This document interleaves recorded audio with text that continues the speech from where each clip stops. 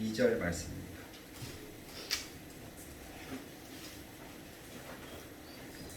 구약성경 출애굽기 20장 12절 112페이지.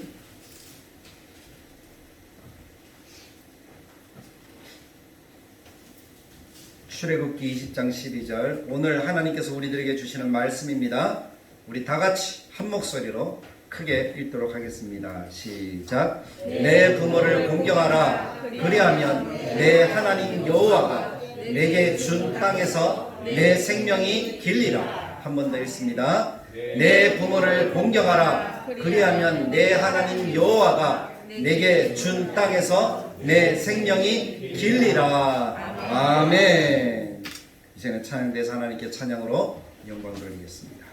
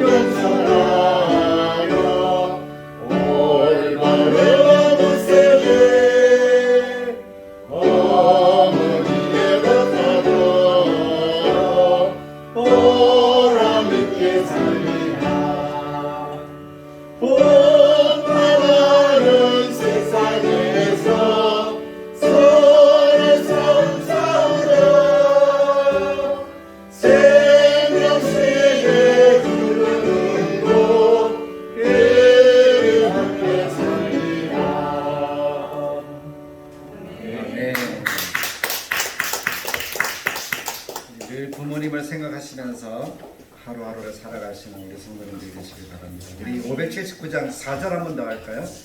온유하고 겸손하며 올바르고 굳세게 어머니의 뜻받들어 보람있게 살리는 모든 성도가 같이 우리 부모님을 생각하시면서 찬양드리기 원합니다.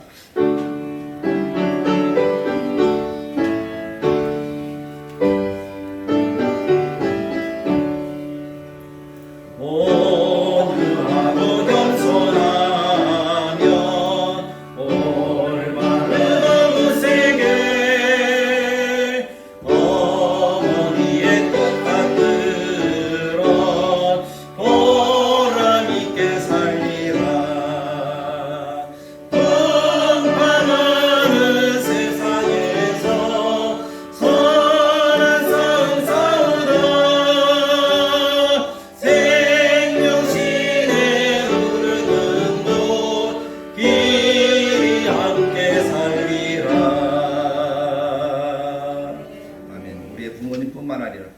하나님을 믿는 모든 성도들과 같이 생명신에 흐르는 곳에서 길이 함께 살아갈 수 있기를 간절하게 축복합니다.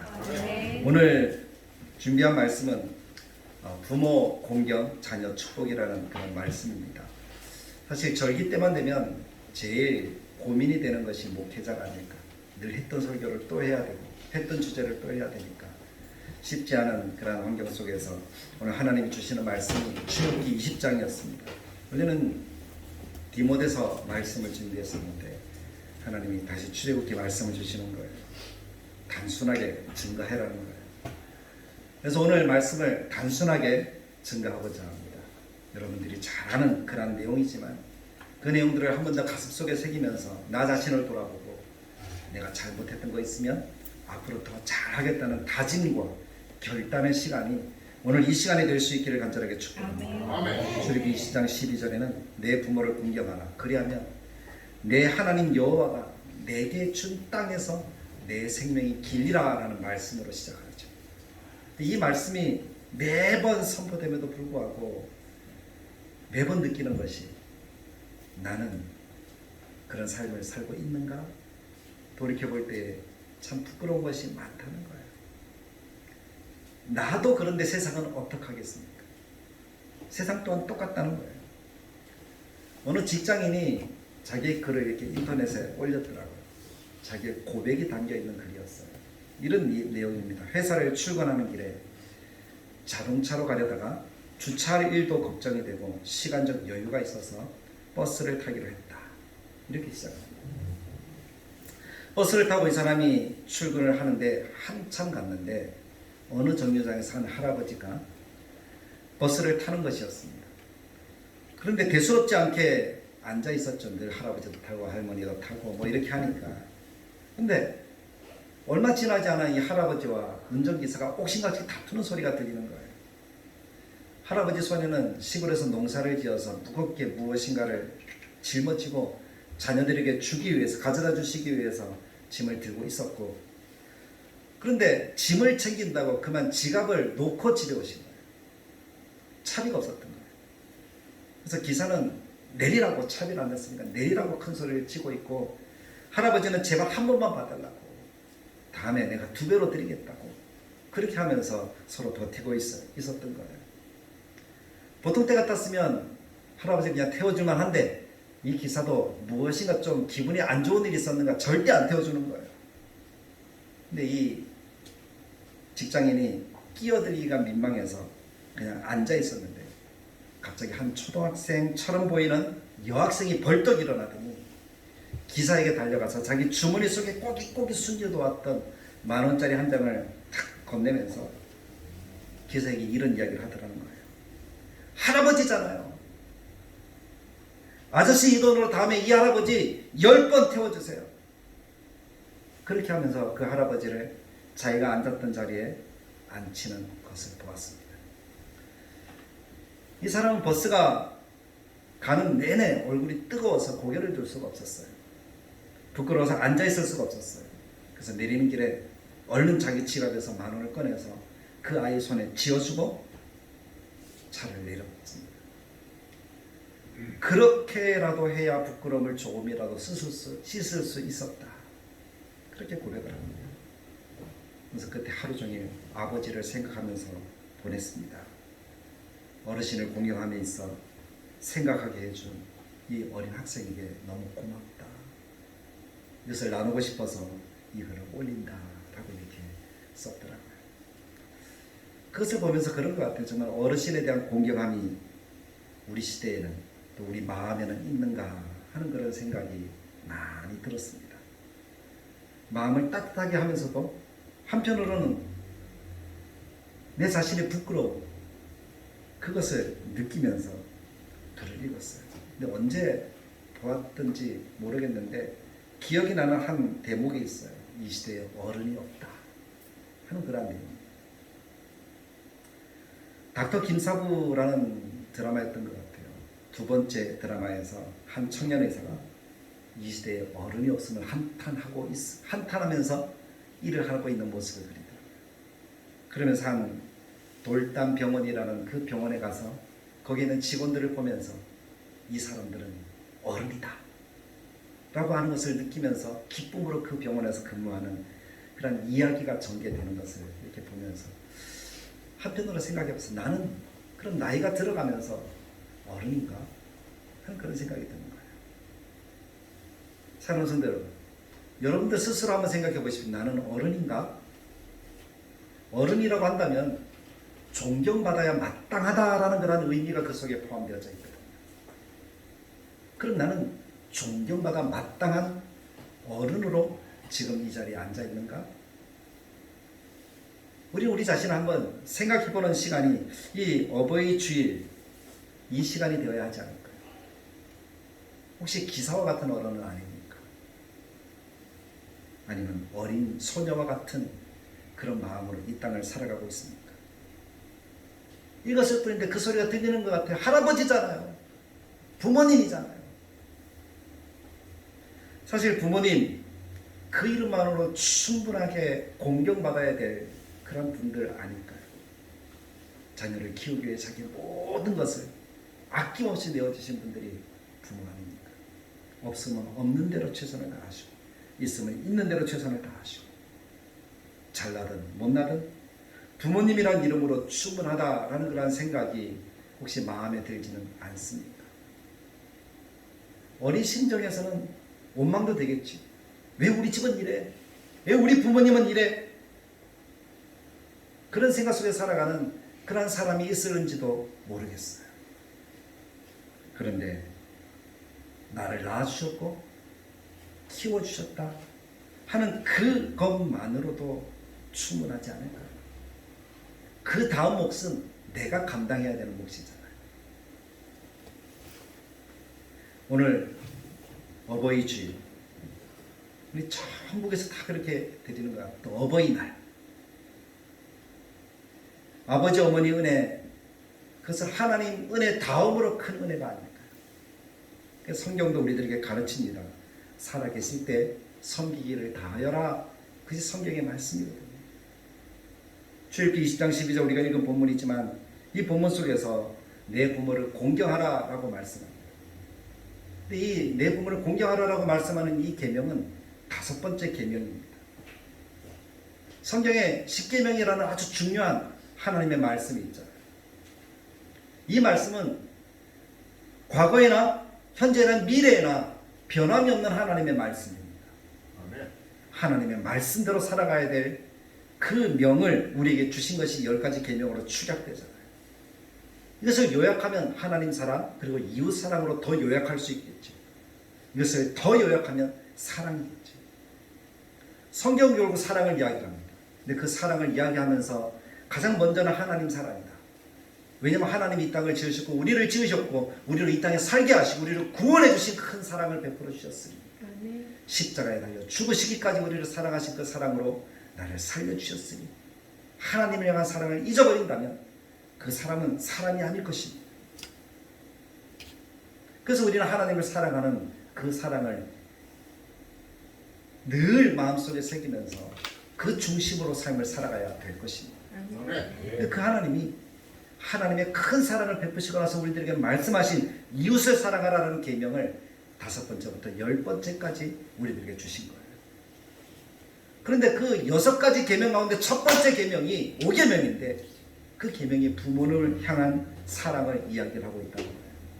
내 부모를 공경하라. 이것은 명령이죠. 공경해 줄래? 공경하면 어떻겠니? 이렇게 권하는 말이 아니에요. 반드시 해야 된다 라고 말씀하고 있는 것입니다. 아멘. 사람에게 주신 첫 번째 계명이 부모를 공경하라는 것임을 우리로 꼭 기억하라는 거예요. 그래서 사람에 대한 계명 가운데 첫 번째로 시작을 하고 있다는 거예요. 성경은 부모를 이야기할 때 너의 아버지와 너의 어머니라고 말씀하고 있다는 겁니다. 부모님께 효도한다는 것은 자녀의 당연한 도리이며 하나님이 제정하신 십계명에 명시할 정도로 중요한 이야기라는 거예요. 성경을 모르는 사람, 세상에서 살아가는 사람들도 부모를 공경해야 된다는 것을 가장 중요하다고 다 알고 있습니다. 그만큼 우리의 가슴 속에 잊혀서는 안 되는 중요한 말씀인 거예요. 근데 우리는 어버이 주일, 어떤 특별한 날, 어머님의 생신, 부모님의 생신, 또는 뭐 기일, 아니면 이렇게 어버이날 되면은 부모님께 대한 효도를 생각하고 무엇이나를 특별하게 잘 해드리는 그런 마음을 가질 때가 참 많은 것 같아요. 근데 오늘 성경을 보면서 부모님을 섬긴다는 것, 공경한다는 것이 어떤 것인지 알아서 저 또한 그렇게 살고 우리 모두가 그렇게 살아가는 그러한 우리 성도들이 되시기를 간절하게 축복합니다. 아멘. 그럼 먼저 성경에서 이야기하는 부모가 어떤 분들인가를 먼저 생각해 볼 수 있어야 되겠죠. 제가 어떤 분들 이렇게 이야기를 하니까 한 분만 이야기하는 건 아니라는 거 아시겠죠. 성경에서 말하는 부모는 첫 번째는 하나님이십니다. 창조주 아버지 하나님이 우리의 부모가 되십니다. 그냥 그 하나님 우리를 지으셨잖아요. 그래서 예수님께서도 주기도문을 우리들에게 가르쳐 주실 때에 무엇이라고 이야기를 합니까? 첫 번째 주기도의 시작을 어떻게 시작하죠? 하늘에 계신 우리 아버지요. 하나님 우리 아버지가 되십니다. 우리의 부모님이 되십니다. 그것을 우리는 잊어서는 안 됩니다. 그분이 보이지 않는다고 영적인 부모다, 이렇게만 생각하지 마십시오. 우리를 지으시고 만드셨습니다. 살게 하신 분이십니다. 우리 영육의 부모가 우리의 하나님 아버지가 되십니다. 그래서 우리는 부모를 공경하라라는 그 말을 들으면서 첫 번째 하나님께 잘하는 하나님과의 관계를 바르게 세워야 되는 거예요. 하나님과의 관계가 바로 세워지면 인생, 육신의 관계도 바르게 세워지는 줄 믿습니다. 하나님을 공경하는 사람이 부모를 공경하지 않는다? 그것은 있을 수가 없는 이야기잖아요. 항상 부모 공경 생각할 때 하나님 앞에서의 나를 먼저 생각하셔서 하나님을 잘 섬기는 우리 모두가 될 수 있길 간절하게 축복합니다. 두 번째는 우리의 부모는 어떤 분인가 하면 육신의 아버지, 육신의 어머니를 이야기를 합니다. 날 낳으시고 날 기르시는 그 부모를 이야기를 하는 거죠. 부모는 자녀를 자신의 생명보다 더 귀하게 여기잖아요. 10손가락 깨물어 안 아픈 손가락 없다. 모든 자녀가 다 부모에게는 그와 같은 심정이라는 거예요. 어떤 글에 이런 이야기가 있잖아요. 너무 힘들고 어려운 시대에 자기 자녀가 10명이나 되는데 10명을 다 키울 수가 없는 거예요.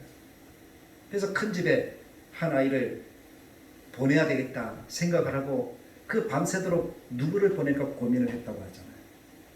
근데 아침에 일어나서 누구를 보냈을까요? 첫째를 보냈을까요? 열째를 보냈을까요? 아무도 보내지 못했다는 얘기가 있잖아요. 첫째는 첫째라서, 둘째는 둘째라서, 막내는 막내라서 사랑스럽고 안쓰러워서 보낼 수가 없었다. 그것이 부모님의 마음인 것 같아요. 자녀가 비록 우리가 이 땅에 살아가면서 뉴스를 통해서 보여지는 그런 것들은 사건이 돼야 되는 그런 이야기들만 이야기를 하니까 사건이 되는 건 뭡니까? 비정한 부모, 뭐 정인이 사건, 뭐 그런 것들을 기억해 보면 참 사람 같지도 않은 그런 비정한 부모의 모습들을 보기도 합니다. 근데 그것은 일부분인 거예요. 보통 부모의 마음은 어떻죠?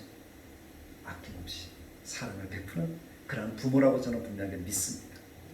이 자리에 앉아있는 우리 성도들이 그런 사람인 것을 분명하게 믿습니다. 그래서 자녀가 부모를 자신의 생명같이 여기면 효성이 지극한 자녀가 되는 것입니다. 그래서 그런 마음으로 부모를 공경하라. 하나님이 육신의 부모가 부모다라고 말씀합니다. 세 번째는 목회자가 부모의 역할을 한다라고 성경이 가르치고 있습니다. 사도 바울은 디모데를 향해서 내 사랑하는 아들이다라고 이렇게 표현을 합니다. 성경에서 많은 부분에서 목회자에 대해서 말씀을 전하는 사람에 대해서 부모처럼 대할 것을 가르쳐주고 있다는 사실을 우리가 기억해 볼 수 있기를 원합니다. 그래서 부모는 세 가지입니다. 그것을 기억하면서 우리가 하나님이 허락하신 이 땅에서 부모를 잘 공경하면서 살아가는 우리 성도들이 되시길 간절하게 축복합니다. 그래서 제가 젊지만 교회에 설 때만 이 꽃을 담습니다. 어버이날만.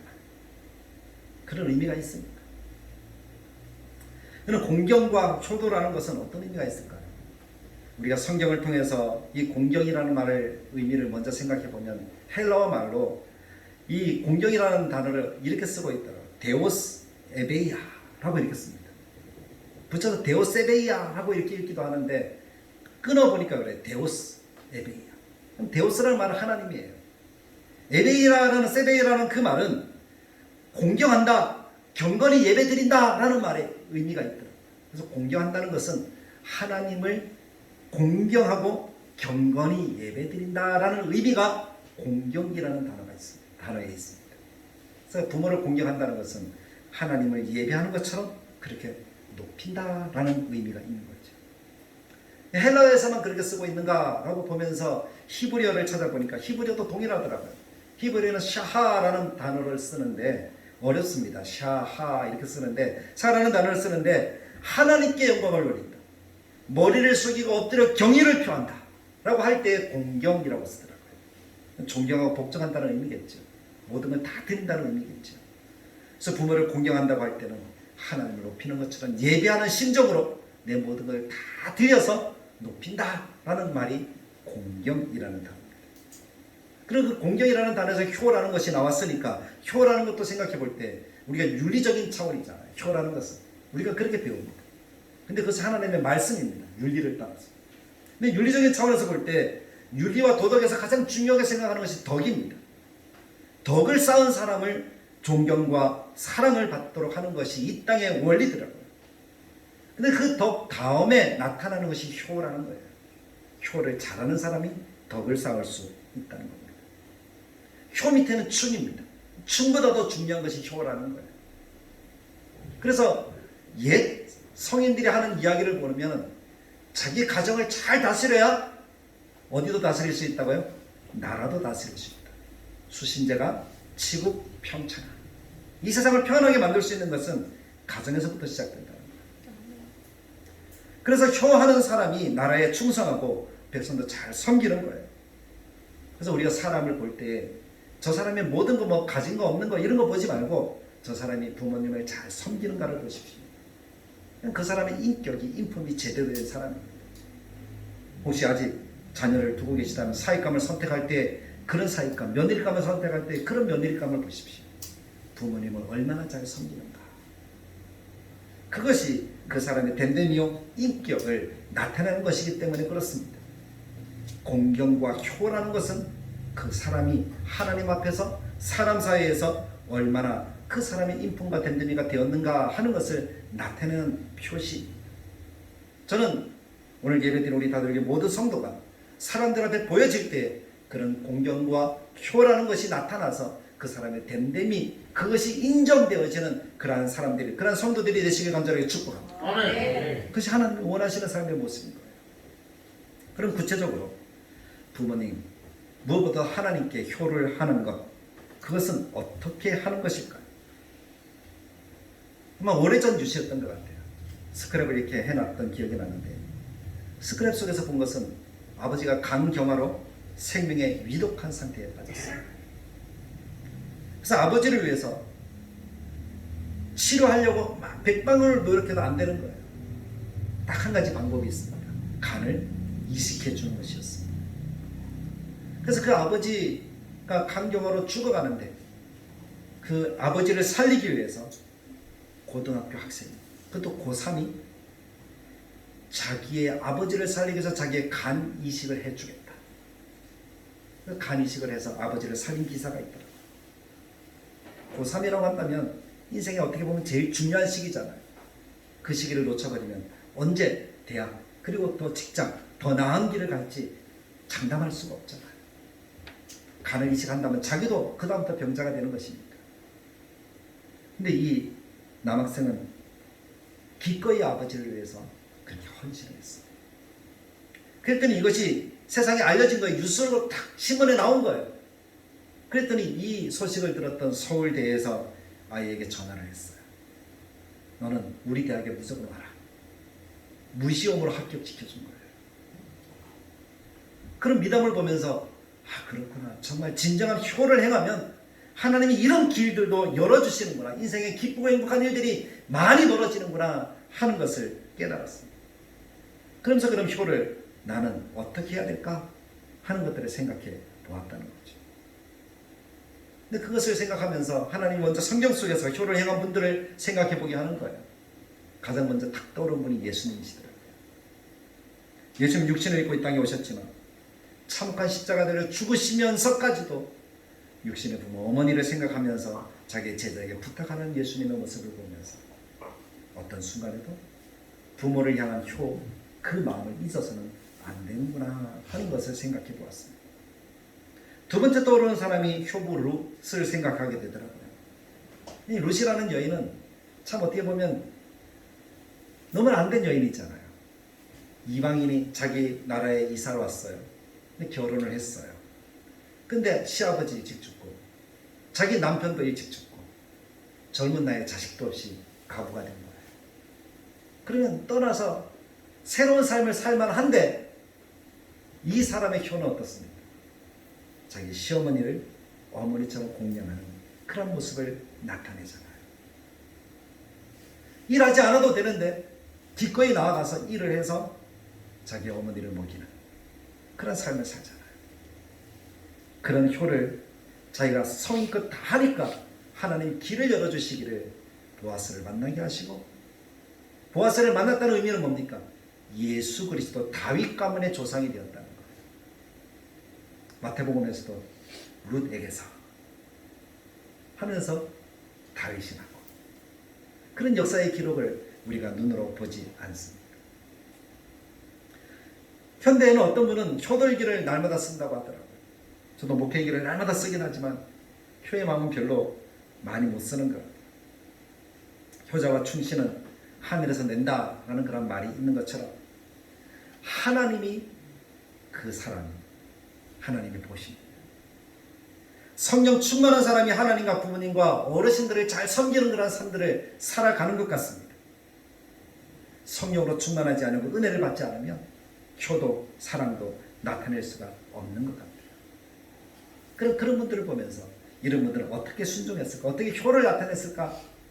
제가 15가지를 여러분들에게 15가지를 이야기할 건데 천천히 들어보십시오. 이런 분들이 효를 할 때 먼저는 순종을 이야기합니다.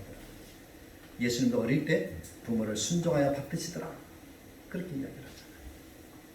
순종한다는 것은 내 마음에 안 들어도 예하는 거예요. 저희 자녀들에게도 처음에는 무조건 예해라, 틀려도 예해라, 그런 나중에 이야기해라. 근데 잘 안 되는 것 같아요. 두 번째는 공경하는 거예요. 하나님처럼 하나님을 대하듯이 부모님을 대하는 거예요. 세 번째는 부모님의 가르침이 무엇인가를 귀담아 듣는 것이다 라고 이렇게 이야기를 하더라고요. 부모님의 가르침. 우리 성도님들 한번 생각해 보세요. 부모님 평소에 어떤 이야기를 자주 하십니까? 자주 하셨었습니까? 그것을 기억해 보세요. 그것이 가르침입니까? 네 번째는 부모님을 잘 모시는 것이고, 다섯 번째는 좀 떨어져 있다면 자주 찾아뵙는 것. 근데 그게 현대에는 더 안 되죠. 코로나라는 시기를 겪으면서 더 그랬던 것 같아요. 나라에서 고향에 가지 마라 그렇게까지 하니까 자기들이 너무 좋아했다 그러더라고요. 참 문제죠. 어려움은 없는가, 아프진 않는가, 더 자주 찾아뵈야 되는데. 그리고 여섯 번째는 부모님께 관심을 갖는 거예요. 무엇을 좋아하는가, 어떤 일을 잘하시는가, 관심을 가져드리는 것이고, 일곱 번째는 부모님을 기쁘게 해드리는 것이다 라고 이야기하더라고요. 근데 부모 대보니까 부모의 기쁨이 무엇인가 하는 것을 생각해 보게 돼요. 그래서 제 어머니가 장모님이 무엇을 기뻐하실까 한 번쯤 더 생각해 보게 됩니다. 대화를 자주 해드리는 거다. 여덟 번째, 이야기를 자주 하는 거예요. 그리고 아홉 번째는 건강을 보살펴 드리는 것이고, 열 번째는 형제간에 화목하게 지내는 거다. 형제끼리 싸우고 있으면 그것보다 부모를 근심하게 하는 것은 없다 그러더라고요. 11번째는 부모님이 좋아하시는 것을 해드리고, 12번째는 부모님의 영혼을 하나님께로 인도하는 거다. 이게 12번째 나와서 조금 서운하긴 하지만 제 12번째. 그리고 13번째는 부모님께 걱정 의심을 끼쳐드리지 않는 거다. 14번째는 마음을 편안하게 해드리는 거다. 그리고 15번째는 용돈을 많이 드리는 거다. 이렇게 이야기합니다. 그럼 15가지를 쭉 생각해 보면서 나는 몇 가지를 잘하고 있지 하고 이렇게 생각해 보니까 참 많이 부끄럽습니다. 근데 그 중에서 제일 중요한 것이 무엇일까? 라고 생각해 보니까 이렇게 기록했어요. 부모님의 구원 점검해 드리고 함께 예배 드리는 것, 하나님을 공경하는 것처럼 마음으로 하나님 부모님을 공경해 드리는 것. 우리가 이번 한 주간 특별하게 더 남은 생들을 생각하시면서 부모님을 생각할 때에 이것 가운데 한 가지라도 잘 해드릴 수 있는 우리 성도들이 되셔야 할 것입니다. 아멘. 그리고 자녀들에게도 이야기하십시오. 우리 목사님이 이런 15가지를 이야기하는데 다 기억 못하지만 그 가운데 한 가지만이라도 기억하셔서 자녀들에게 이것이 부모 공경이라더라, 이것이 효라는 것이라더라, 이렇게 이야기를 해주십시오. 자녀들이 몰라서 안 하는 게 아니에요. 그런 부모에게 효도하면 어떤 하나님의 복이 있을까? 오늘 성경도 오늘 본문도 우리들에게 이야기를 합니다. 하나님께서 내게 주신 땅에서 내 생명이 길리라 라고 말씀합니다. 아멘. 장수의 복이죠. 효자치고 오래 살지 못하는 사람 별로 보지 못했습니다. 부모님이 살아계실 때 잘 해드리십시오. 그것이 내가 잘 되는 비결입니다. 자녀들은 보고 배우더라고요. 얼마나 부모님께 자주 전화하느냐, 그것을 보면서 자녀들도 부모에게 전화를 하더라고요.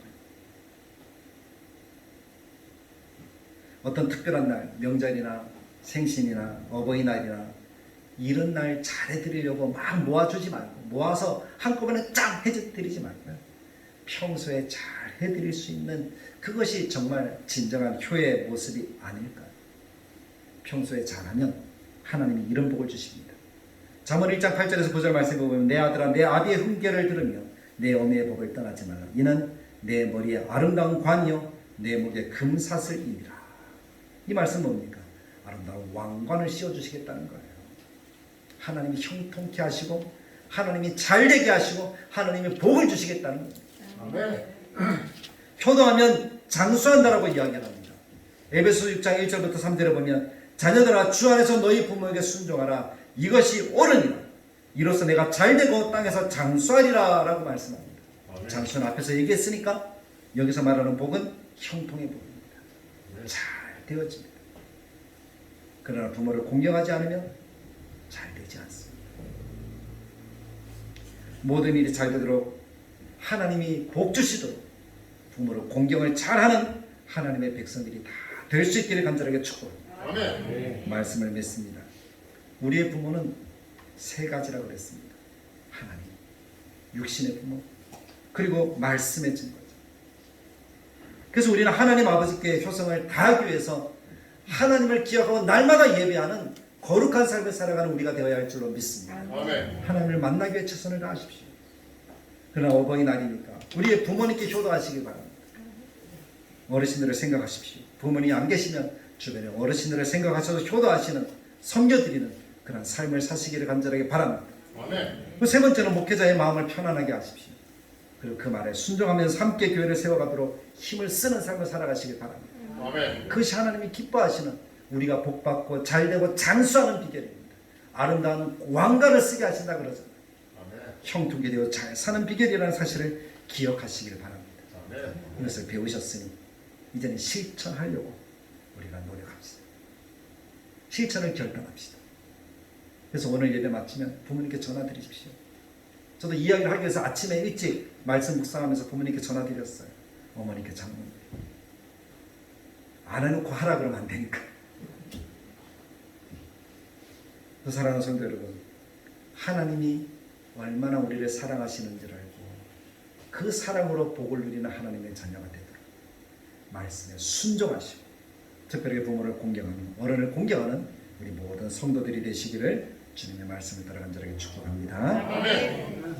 참 좋으신 하나님 아버지, 은혜를 감사합니다. 어버이주의 말씀을 증거하였습니다. 늘 듣는 이야기지만 다시 한번 마음속에 새깁니다.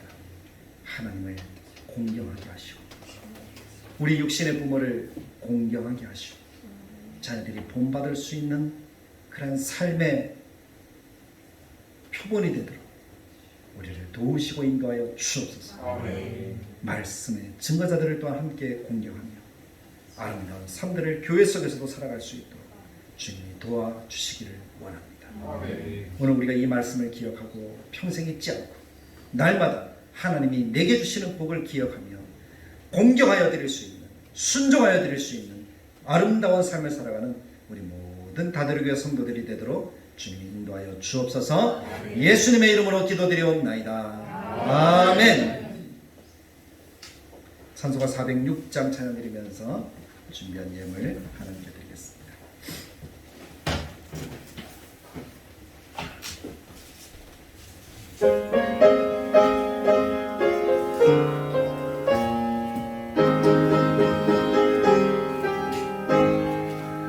고난 내 영혼 편히 쉴 곳과 나 밀어도 안전한 복음 폭풍 가지고 다스리시는 주의 영원한 발의지에 주의 영원하신 발 함께 하사 항상 나를 붙드시니 어느 곳에 가든지 요동하지 않음은 주의 발을 의지함이라.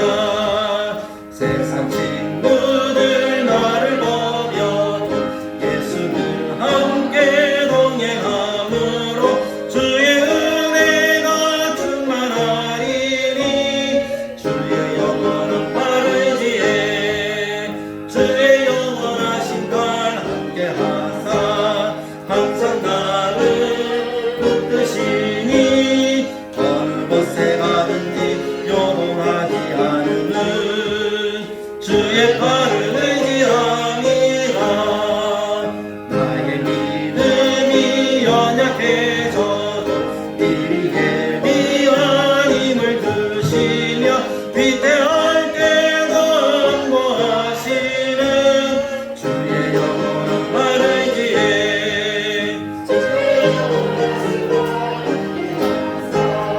항상 나를 붙드시니 어느 곳에 가든지 영원하지 않음은 주의 발을 의지함이라. 하나님께 귀한 예물 드립니다. 드린 예물을 위해 기도하겠습니다. 참 좋으신 하나님, 은혜를 감사합니다. 오늘 여기 하나님의 백성들이 하나님 앞에 나와 예배합니다.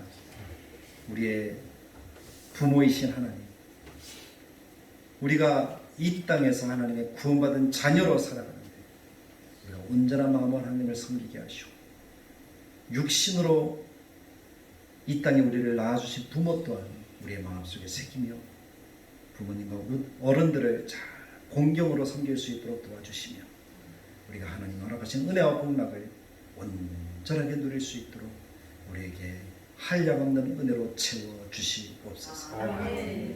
하나님이 허락하신 이 모든 은혜들을 생각하며 나올 때마다 귀한 예물로 하나님께 드립니다. 우리의 주일헌금과 주정헌금을 주님이 받으셔서 우리에게 허락하신 하나님의 은혜를 날마다 기억하며 흔들리지 않는 그 믿음으로 과거에 두렵돈을 드리듯이 하나님을 공경하여 드릴 수 있도록 도와주시고 건축헌금을 드려 하나님의 교회를 생각합니다. 성경금을 드려 하나님이 허락하신 나라를 더욱더 든든하게 세워가기를 원하오니 하나님 은혜와 복과 사랑을 충만하게 나타내 주시옵소서. 구제헌금을 하나님께 드려오니 우리의 이웃들을 잘 섬겨드릴 수 있도록 도와주시고 하나님 허락하신 은혜로서 더욱더 사랑을 나누고 하나님이 기뻐하신 기쁨으로 세워갈 수 있도록 인도하여 주옵소서. 11주 예물을 드립니다. 하나님의 것입니다. 하나님이 주셨습니다. 우리에게 베풀으신 크신 사랑들을 기억하며 하나님이 쌓을 곳이 없도록 부으시지 않나 보라라고 말씀하신 예물이오니 최선의 헌금을 드릴 줄 아는 우리 모든 성도들 되게 하여 주옵소서. 감사의 예물을 드립니다.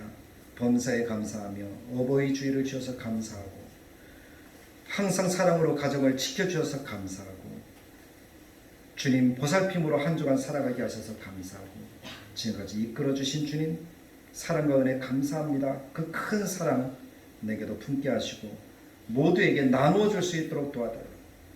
또 하나님께 월정헌금으로 드리는 이 예물을 주님이 기억하셔서 하나님의 뜻과 사랑과 긍휼하심이 넘치는 우리 모든 성도들의 삶이 되게 하여 주옵소서.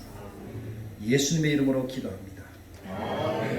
우리 주 예수 그리스도의 은혜와 하나님의 사랑과 성령님의 감동 축복하시는 역사가 부모를 공경하며 그 앞에서 참된 복락을 누리기를 원하는 하나님의 모든 성도들 머리 위에